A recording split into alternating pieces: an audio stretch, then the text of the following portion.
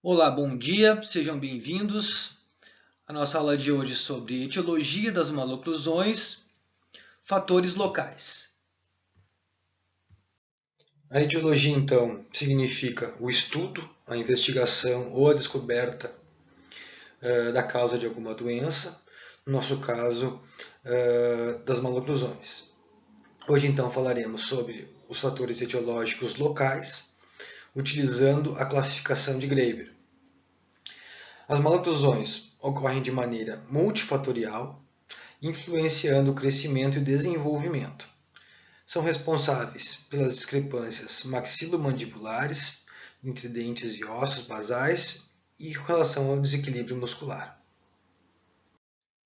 Os itens que constituem o grupo etiológico das causas locais representam os fatores mais diretamente relacionados à cavidade bucal e, portanto, devem ser detectadas precocemente pelo cirurgião dentista, de forma a proporcionar um adequado desenvolvimento dos arcos dentários. Nesse contexto, abordaremos na aula de hoje as anomalias de número, as anomalias de tamanho, de forma, a importância dos freios labiais, as perdas precoces, retenção prolongada de dentes descidos, a erupção tardia de dentes permanentes, a via de erupção anormal, anquilose dentária, restaurações inadequadas e a cárie dental. Bom, as anomalias de número, como o próprio nome já diz, refere-se às maloclusões originadas pelo aumento ou a diminuição da quantidade correta de dentes nos indivíduos. São chamados de dentes supranumerários ou extranumerários aqueles dentes a mais presentes no arco. A diferença entre eles é que os supranumerários possuem uma forma e tamanho irregular, enquanto os dentes chamados extranumerários possuem uma anatomia de um tamanho de um dente normal. Por outro lado, também existem as agenesias, que referem-se à ausência de um ou mais dentes, e da mesma forma contribuem para a instalação de uma maloclusão. Os dentes supranumerários ocorrem com maior frequência na maxila e podem se apresentar erupcionados ou não. O supranumerário mais prevalente é o mesiodens. Ele se apresenta muitas vezes com aspecto cônico e de tamanho menor e se localiza na linha mediana entre os incisivos centrais, podendo provocar diastemas, mudança na posição dos dentes anteriores, retenção de dentes, dentre outros. E seu prognóstico é a remoção cirúrgica. A agenesia dentária é uma alteração do desenvolvimento, tendo como etiologia principal a hereditariedade. Ela é considerada uma das anomalias congênitas mais frequentes nos seres humanos, caracterizando-se pela ausência de um ou mais dentes. A etiologia da agenesia é multifatorial. Inclui-se uma predisposição genética, fatores externos e síndromes. Para o diagnóstico preciso, se faz necessário o uso de radiografias, a qual exerce um papel fundamental para comprovar a ausência de dentes numa idade em que deveriam estar presentes. As agenesias podem ser classificadas quanto ao número de dentes envolvidos, em hipodontia, oligodontia e anodontia total. A hipodontia é definida como a ausência congênita de menos de 6 dentes permanentes. A oligodontia como a ausência congênita de mais de 6 dentes permanentes. E a anodontia total como a ausência de todos os dentes permanentes. As ausências dentárias são um problema clínico e de saúde pública. Pacientes com essa condição podem sofrer redução na sua capacidade mastigatória, apresentar más oclusões, problemas nas articulações das palavras, ou seja, na fonação, e também, não menos importante, problemas estéticos. A abordagem terapêutica dependerá do número de dentes envolvidos, de dentes faltantes, e o tratamento, basicamente, é realizado através de movimentações ortodônticas e de reabilitações protéticas. Sendo assim, uma abordagem multidisciplinar é aconselhado para esses casos. Observem comigo esse caso, onde a paciente apresentava a agenesia do dente 22. Dá para se observar bem pela radiografia panorâmica, aqui presente nesse slide, que o dente 23 já se encontrava numa posição de erupção muito próximo da posição do dente 22. Então, esses casos onde o paciente é muito jovem, normalmente opta-se por uma colocação do dente 23 na posição do 22 e assim, dessa forma, restabelecendo a estética e principalmente preservando o volume ósseo na região. Nesse slide, então, o resultado final do tratamento, onde os caninos permanentes do paciente foram colocados nas posições onde deveriam estar os incisivos laterais. Esses caninos transformados através de restaurações em incisivos laterais e dessa forma melhorando a harmonia da região anterior do arco. Em relação às anomalias de tamanho, a macrodontia refere-se a dentes maiores do que o normal e os mais atingidos são os molares e os incisivos centrais superiores. Já a microdontia ocorre na presença de dentes menores do que o normal e os mais atingidos são os incisivos laterais superiores e os terceiros molares. Tanto a macrodontia quanto a microdontia irão alterar o comprimento dentário, comprometendo o engrenamento com o arco antagonista. Nestes casos, a conduta clínica a ser realizada é a readequação do tamanho normal do dente envolvido. Dentes maiores poderão sofrer alguns desgastes para diminuir o seu tamanho e dentes menores passar por um procedimento restaurador estético. E dessa forma, restabelecendo as dimensões corretas e melhorando o engrenamento e os contatos oclusais. Já as anomalias de forma contribuem para a maloclusão, uma vez que os dentes apresentarão formas incompatíveis com a normalidade, influenciando o seu comportamento no arco e sua relação com o dente antagonista.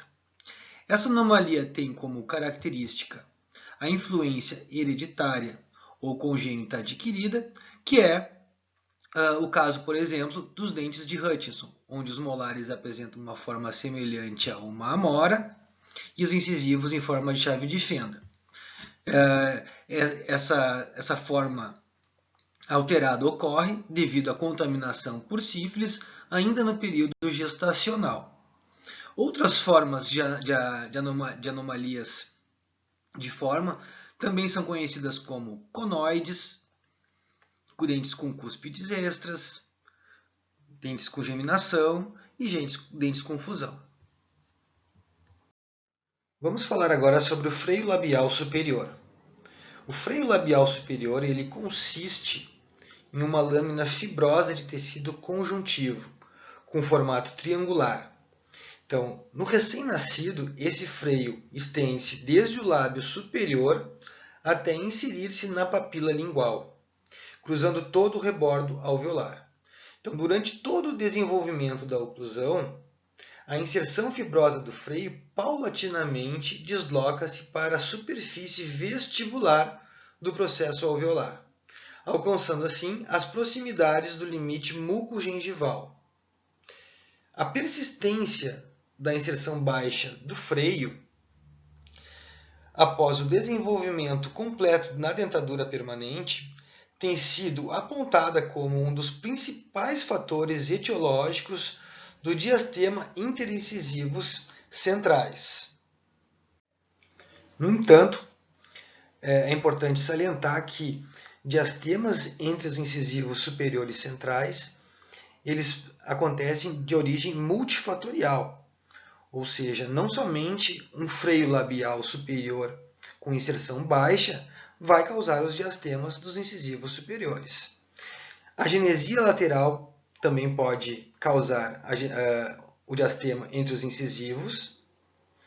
Discrepância positiva de arco, naqueles casos onde existe uma arcada maior do que o volume de dentes presentes, por um fator hereditário, por impedimentos físicos, como na presença de supranumerários, de cistos ou restos radiculares, por deficiência de material dentário, por dentes com tamanhos menores, com dentes com microdontia, por exemplo, e também esse diastema pode ser causado por hábitos de sucção e de interposição de língua.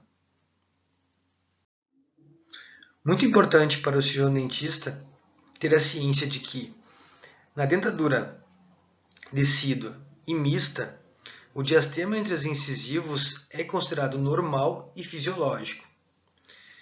E o diastema nessa região se torna um problema quando ele persiste na dentadura permanente.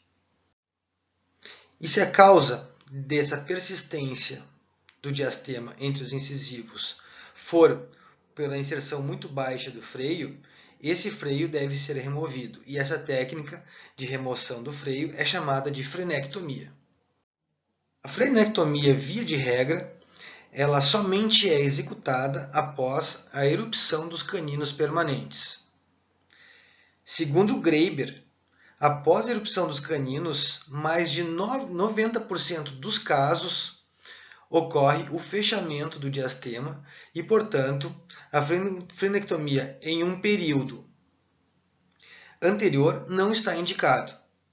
Para se ter uma ideia, aproximadamente 97% das crianças, quando só têm erupcionados os incisivos centrais superiores permanentes, apresentam diastema entre os incisivos.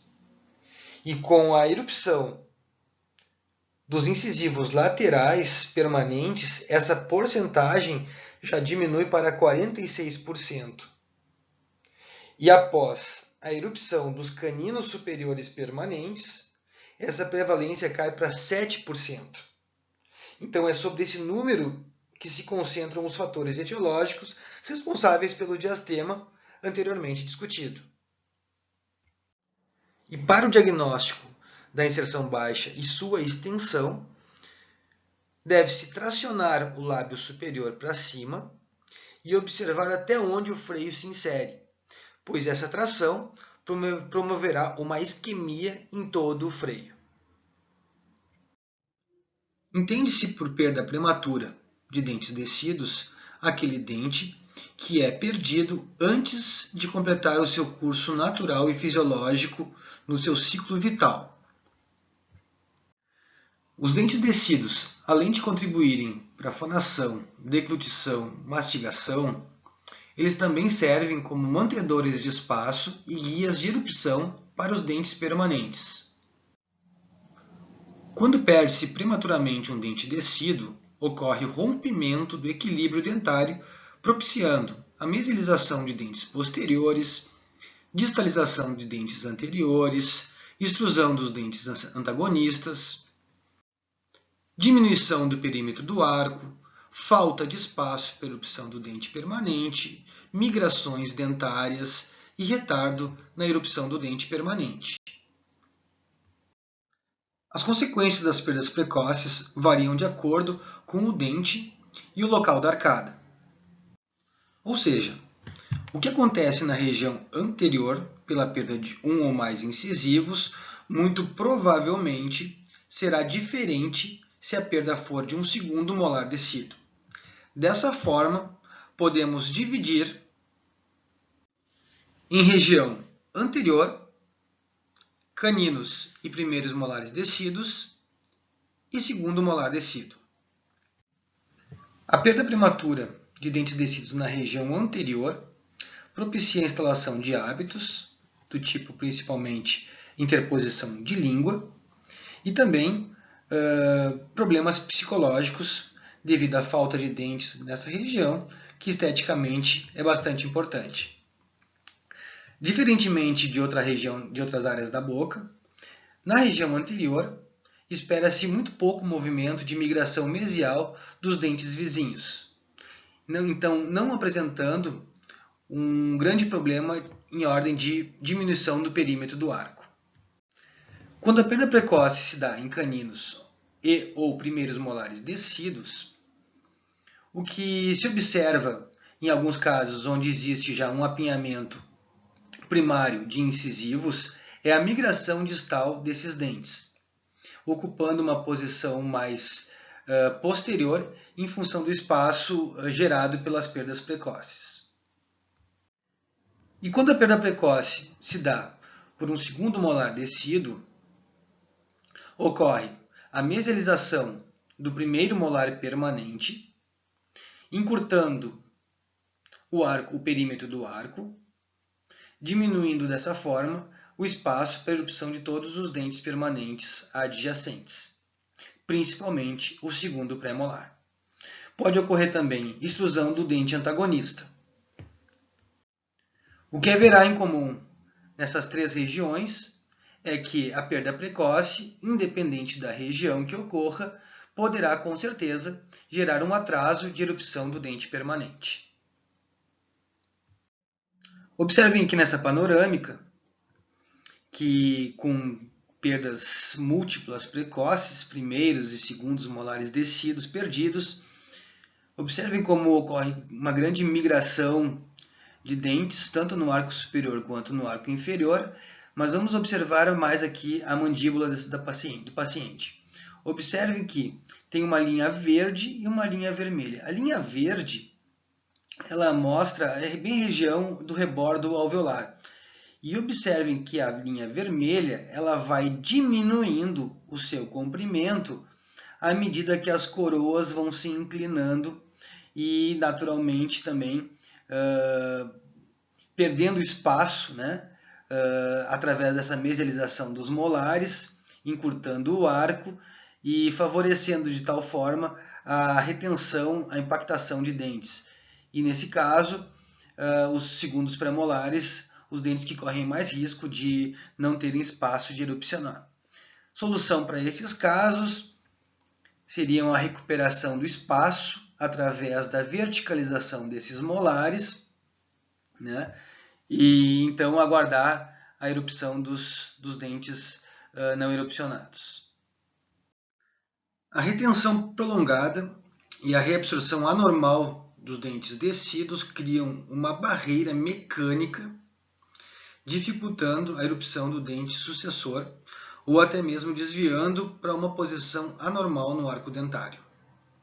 Os possíveis fatores que podem causar essa alteração estão associados a uma risólise tardia, a uma falta de sincronia entre o processo risólise e risogênese, anquilose do dente descido, agenesia do dente sucessor permanente e também a distúrbios endócrinos. E como consequência dessa retenção prolongada, pode ocorrer um desvio de erupção do dente permanente, ou esse dente pode ter um retardo, né? E também pode ocorrer a modificação no perímetro do arco. A erupção tardia do dente permanente também se constitui um fator etiológico local de maloclusão. Ela pode ocorrer, essa erupção tardia, posterior a uma perda precoce de um dente descido, por uma retenção prolongada do dente descido, também pela presença de dentes supranumerários, raízes residuais, barreiras de tecidos ósseos e fibrosos e também com dentes que sofram de laceração radicular. Uma via de erupção anormal é quando o dente ele erupciona fora do seu local adequado. Isso pode ocorrer por falta de espaço no arco, pode ocorrer por um dente com o seu germe mal posicionado, podendo ocorrer, em alguns casos, até mesmo a transposição, que é a troca de lugar entre um dente e outro. Mais comumente ocorre nos primeiros molares superiores, nos caninos superiores e nos incisivos laterais e dos segundos premolares inferiores.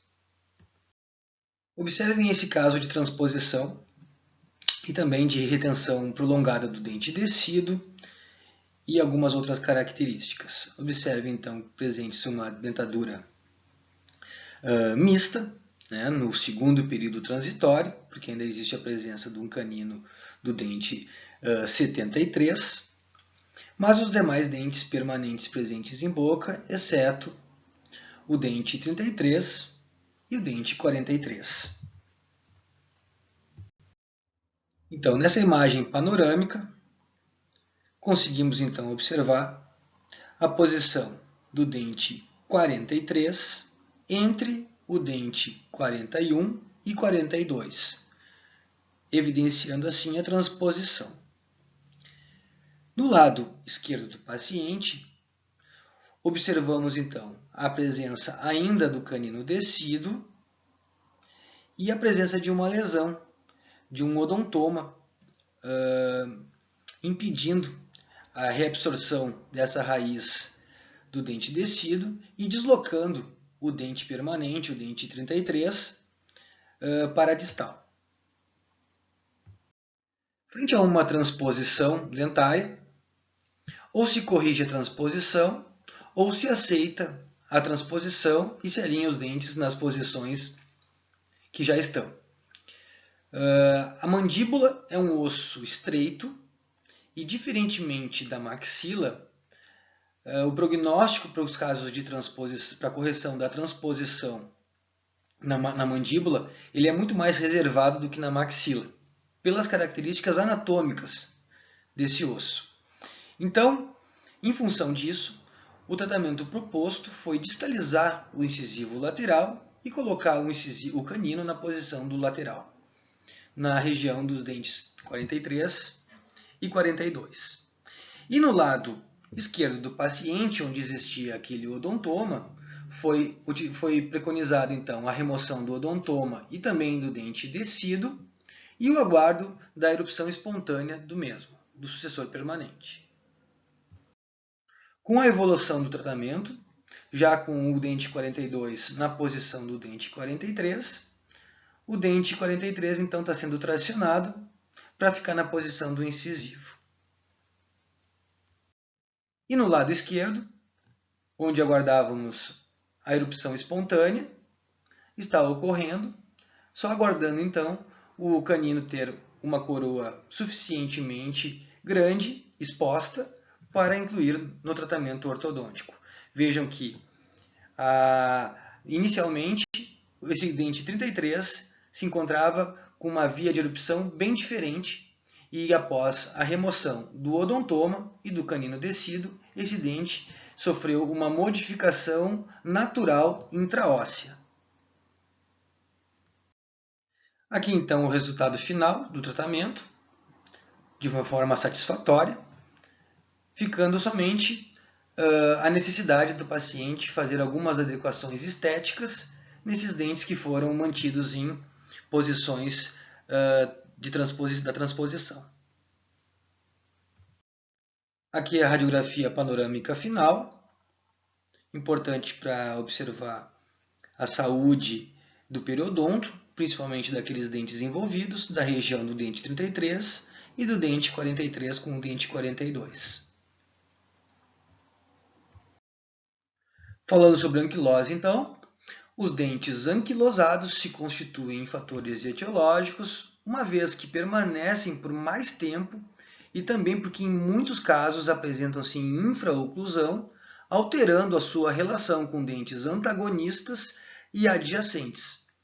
No caso do segundo molar descido anquilosado, particularmente, são grandes as chances de haver uma ausência de ponto de contato correto com o primeiro molar permanente, fazendo com que o primeiro molar permanente migre para mesial, encurtando o perímetro do arco. A anquilose ocorre pelo rompimento do ligamento periodontal, provocando então a união entre o cemento e a lâmina dura, formando uma ponte óssea.